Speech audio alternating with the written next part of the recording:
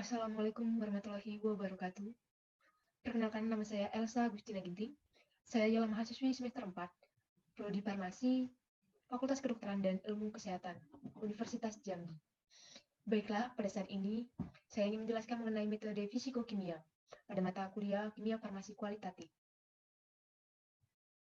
Baiklah, pada materi kali ini kita akan menjelaskan terlebih dahulu mengenai pendahuluan dari pengertian serta analisis dari metode fisikokimia. Baiklah, berikut adalah sebuah pengertian dari fisikokimia. Fisikokimia adalah sifat senyawa yang mengacu ke sifat fisik dari sebuah senyawa kimia.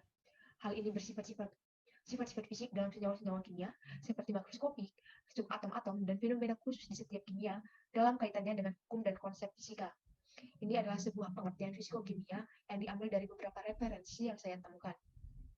Lalu, setelah kita mengetahui apa pengertian dari fisikokimia tersebut, kita harus mempelajari pendahuluannya, yaitu mengenai analisis farmasi. Analisis farmasi itu merupakan sebuah ilmu dan teknik analisis yang diterapkan atau diaplikasikan pada senyawa kimia dan bahan-bahan yang digunakan dalam pengobatan. Kimia analisis juga dapat kita sebut sebagai ilmu kimia yang mendasari mengenai analisis dan pemisahan sampel. Namun di sini kimia analisis apabila kita cantumkan atau kita kaitkan dalam dunia kefarmasian, maka itu merupakan sebuah bagian dari ilmu kimia yang mempelajari dan melibatkan penggunaan sejumlah teknik dan metode untuk memperoleh aspek kualitatif, kuantitatif, dan informasi struktur dari suatu senyawa obat pada khususnya dan bahan kimia pada umumnya. Baiklah, karena tadi kita sudah sedikit membahas mengenai aspek kualitatif dan aspek kuantitatif, maka di sini dapat kita simpulkan bahwa analisis kualitatif itu mempunyai keterbelakangan atau mempunyai latar belakang yang sangat berbeda dengan analisis kuantitatif. Lalu, apa sajakah perbedaan-perbedaan antara kualitatif dan kuantitatif? Baiklah, di sini terdapat 3 perbedaan yang bisa saya tampilkan, yaitu apabila kualitatif itu berkaitan dengan identifikasi, dia lebih menjelaskan mengenai senyawa-senyawa kimia yang terkandung dalam sebuah obat tersebut. Namun apabila kuantitatif itu berbicara atau berkaitan dengan kadar. Maksud dari kadar ini ialah kita bermain persen, bermain dengan pertanyaan berapa, sedangkan kualitatif kita bermain dengan pertanyaan apa. Seperti salah satu contoh dari pertanyaan kualitatif, yaitu what chemical are present, sedangkan di kuantitatifnya yaitu how much of one or more constituent is present. Itu merupakan sebuah perbedaan antara analisis kualitatif dan analisis kuantitatif.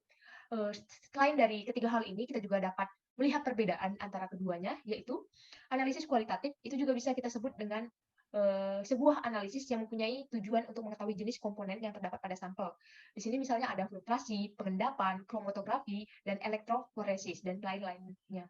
Baiklah, yang kedua ada analisis kuantitatif. Ini juga mempunyai sebuah tujuan, yaitu untuk mengetahui banyaknya atau jumlah serta konsentrasi mengenai suatu komponen yang terdapat pada sebuah sampel, baik itu gravimetri, volumetri, dan spektrofotometri. Mungkin di sini kita sudah mempelajari atau sudah akrab dengan gravimetri dan volumetri. Mungkin kita dapat flashback mengenai materi-materi tersebut di pertemuan sebelumnya.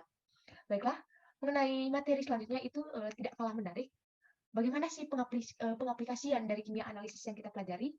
Apakah hanya berbau dengan obat-obatan saja, atau bisa kita dapat aplikasikan dengan bidang-bidang lainnya? Baik, di sini saya akan menampilkan empat aplikasi yang bisa kita gunakan dalam prinsip atau metode dari kimia analisis. Yang pertama adalah aplikasi dalam bidang industri. Ini lebih ke analisis bahan baku seperti quality control dan analisis produk.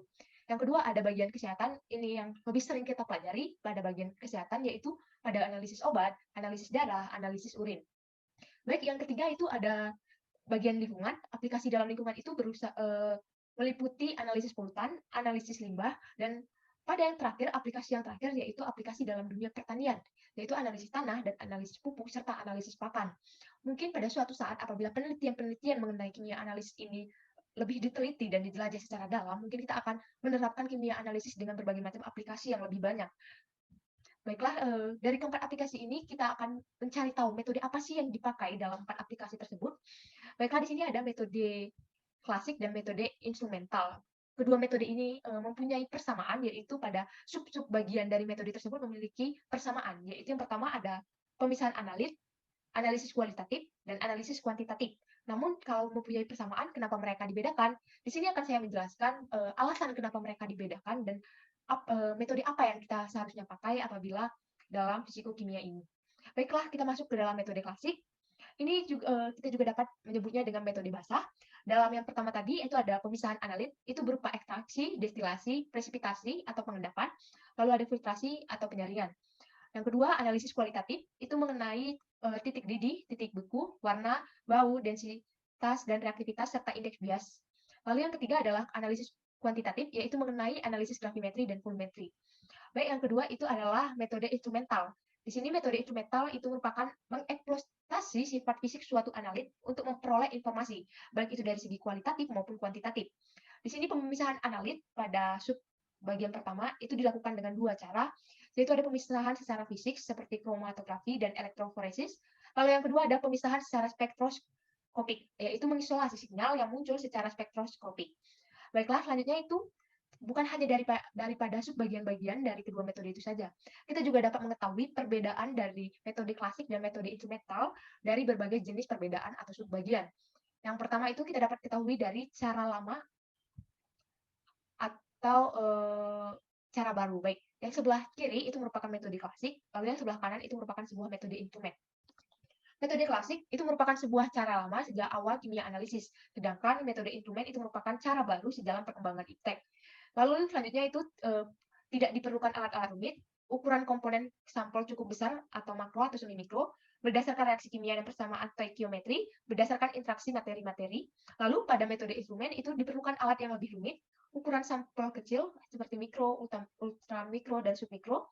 Lalu ada berdasar pengukuran besaran fisika non stoikiometri, serta berdasarkan interaksi energi, baik energi materi.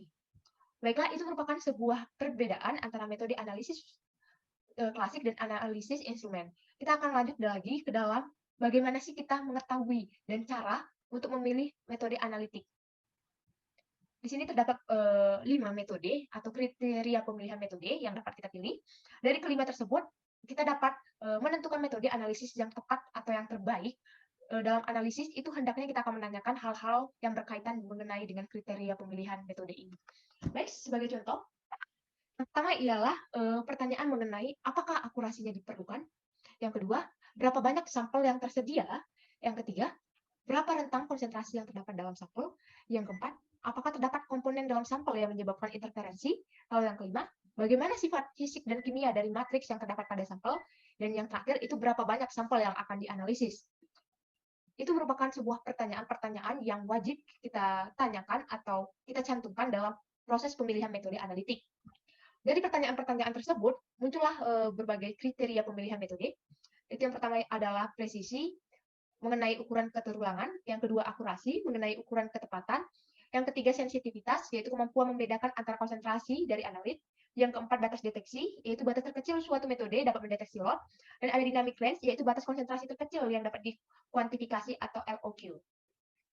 Baiklah, selain itu, selain kriteria pemilihan metode, ada kriteria pemilihan metode dari berbagai aspek lagi, yaitu ada kriteria utama serta kriteria lain. Baik, di sini saya akan menjelaskan secara rinci kepada teman-teman semua mengenai kriteria utama. Terdapat yang pertama itu ada ketelitian, sangat kita perlukan, ketepatan sama seperti akurasi tadi. Yang ketiga itu kalibrasi, keempat sensitif, yang kelima selektivitas. Baiklah, dalam kriteria lain itu kita dapat dinilai atau kriterianya itu terdapat dalam kecepatan analisis, kemudahan metode analisis, tingkat kemahiran operator, biaya dan ketersediaan peralatan instrumen, dan biaya analisis per sampelnya. Baik, itu merupakan cara kriteria pemilihan metode yang dapat saya tampilkan. Berikut adalah metode kalibrasi atau instrumen. Ini terdapat 3 metode kalibrasi atau instrumen. Yang pertama ada kita akan pelajari kurva kalibrasi, kedua standar adisi, yang ketiga internal standar atau biasa digunakan pada LC atau DC. Berikut adalah syarat prosedur analisis.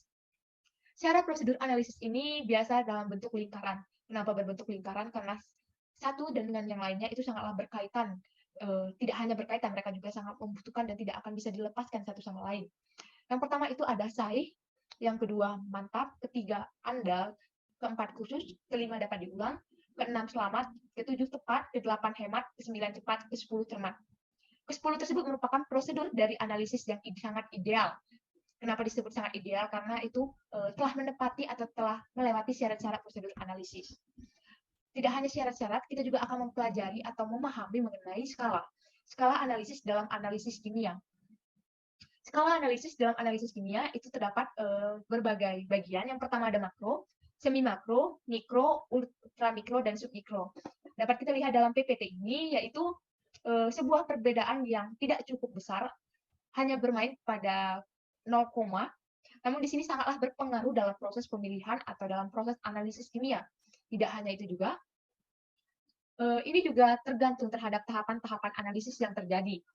Tahapan-tahapan analisis tersebut itu dibagi menjadi 4 atau ada 4 urutan dalam tahapan analisis, yaitu yang pertama adalah pengambilan sampel. Sampel harus dapat mewakili materi yang akan dianalisis secara utuh. Sampel merupakan sebuah subjek dan objek yang harus kita analisis. Yang kedua ialah pengubahan analit ke dalam bentuk yang sesuai dengan pengukuran. Maksudnya ini ialah dia berkaitan erat dengan metode pemisahan. Pemilihan metode pemisahan juga didasari pada ketelitian dan ketepatan yang diperlukan. Yang ketiga ialah pada bagian pengukuran. Di sini pengukuran disebut juga berbagai sifat fisika dan kimia yang dapat kita gunakan dalam melakukan pengukuran. Teknik pengukuran yang digunakan itu dapat dilakukan dengan cara klasik yang berdasarkan reaksi kimia atau juga dapat kita lakukan dengan cara instrumen yang didasarkan pada sifat fisikokimia. Yang keempat ialah perhitungan dan interpretasi data. Di sini adalah tahapan-tahapan terakhir dalam analisis kimia. Itu merupakan langkah yang dikatakan selesai bila hasil analisis telah dinyatakan sedemikian rupa, sehingga dapat dipahami oleh si peminat analisis. Cara-cara statik biasanya digunakan untuk menginterpretasi data yang diperoleh. Dari materi-materi yang saya jelaskan, itu dapat disimpulkan bahwa cara instrumen ialah cara yang berdasarkan sifat fisikokimia. Baiklah, tidak hanya itu saja, tidak hanya dalam tahapan-tahapan analisis. Di sini akan saya jelaskan secara fokus mengenai tahapan yang pertama, yaitu pengambilan sampel. Pengambilan sampel itu merupakan hal yang sangat penting atau posisinya yang sangat diutamakan.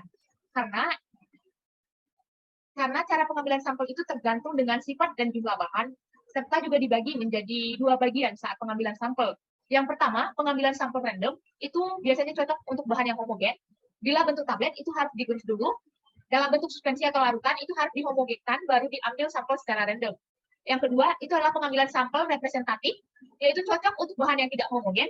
Sampel diambil dari bagian yang berbeda dari setiap kontainernya, atau bagian atas, tengah, bawah, samping. Baiklah, sampel yang terlalu besar juga untuk dianalisis itu perlu dikurangi sampai diperoleh sampel yang resmi untuk dianalisis. Seperti berat sampel yang lebih 100 kilo, itu diambilnya hanya setengahnya, itu 500 gram. Untuk sampel yang kurang lebih 100 kilo, itu diambil 250 gram. Berat sampel dengan kurang 100 kilo, diambil paling banyak 125 gram. Kesalahan-kesalahan juga sangatlah bisa terjadi dalam tahapan analisis. Bisa juga disebabkan oleh kesalahan random, itu adalah kesalahan acak. Ini tipe kesalahan yang selalu terjadi dalam analisa, akibat adanya sedikit variasi yang tidak dapat kita kontrol dalam pelaksanaan prosedur analisis. Umumnya itu merupakan berupa kesalahan kecil yang sering kita abaikan. Yang kedua ialah kesalahan tertentu atau sistematik. Ini juga disebut dengan kesalahan dalam skala besar. Itu dapat kita prediksi atau kita minimalkan, itu menjadi 3 macam. Itu kesalahan metodik, kesalahan operatif, dan kesalahan instrumen. Kesalahan metodik itu sendiri ialah ditimbulkan dari metode yang digunakan dan merupakan kesalahan yang paling fatal dan paling serius dalam analisis.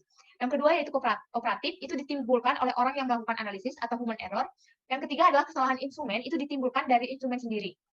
Lalu tidak hanya kesalahan dalam analisis, kita juga dapat mengurangi kesalahan tersebut karena kita telah mengetahui apa saja kesalahan-kesalahan yang mungkin terjadi, kita dapat melakukan pencegahan atau pengurangan. Seperti yang pertama, kalibrasi alat yang dipakai itu untuk memperkecil kesalahan pada sebuah alat. Lalu ada juga dengan dilakukannya penetapan blanko atau memperkecil kesalahan dalam sebuah metode. Baiklah, demikianlah presentasi dari saya. Saya ucapkan terima kasih. Terima kasih. Mohon maaf apabila terdapat sebuah kesalahan dalam saya menjelaskan materi fisikokimia ini. Saya Sabrina Ginting, semester 4, dengan NIM F1 F1 228 Universitas Jambi tahun 2022 telah memenuhi tugas kimia farmasi kuantitatif. Terima kasih.